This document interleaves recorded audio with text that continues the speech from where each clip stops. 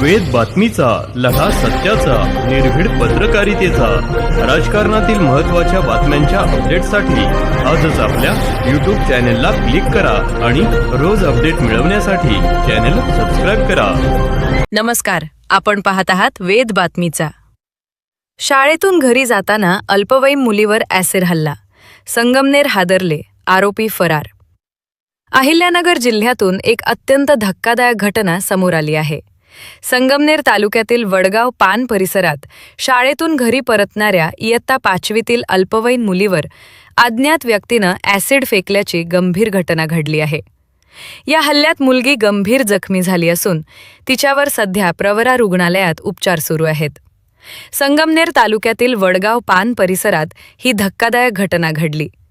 संबंधित विद्यार्थिनी शाळा सुटल्यानंतर सायकलवरून घरी जात असताना अचानक एका अज्ञात व्यक्तीनं तिच्यावर ॲसिड फेकले. हल्ल्यानंतर मुलगी गंभीररित्या जखमी झाली. परिसरातील नागरिकांनी तात्काळ मदत करत तिला जवळच्या खासगी रुग्णालयात दाखल केले. डॉक्टरांनी प्राथमिक उपचार केल्यानंतर पुढील उपचारासाठी लोणी येथील प्रवरा रुग्णालयात हलवण्यात आले.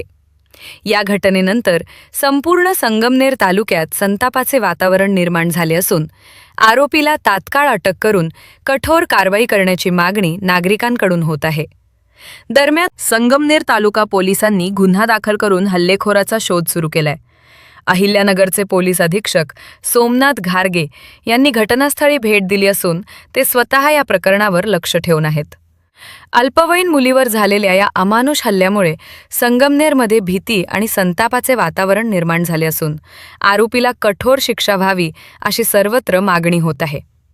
वेद बातमीचासाठी राजेंद्र उंडे व रफिक शेख, अहिल्यानगर. सर, नेमका काय प्रकार घडला आहे संगमनेर तालुक्यामध्ये? काय तपास सुरू आहे, काय सांगता?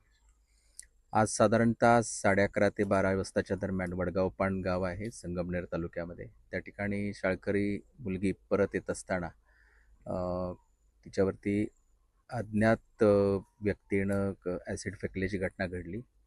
त्यानंतर संगमनेर तालुका पोलीस ठाण्यामध्ये BNS 124(1) प्रमाणे गुन्हा नोंद करण्यात आलेला आहे आणि आरोपीचा आम्ही शोध घेत आहोत.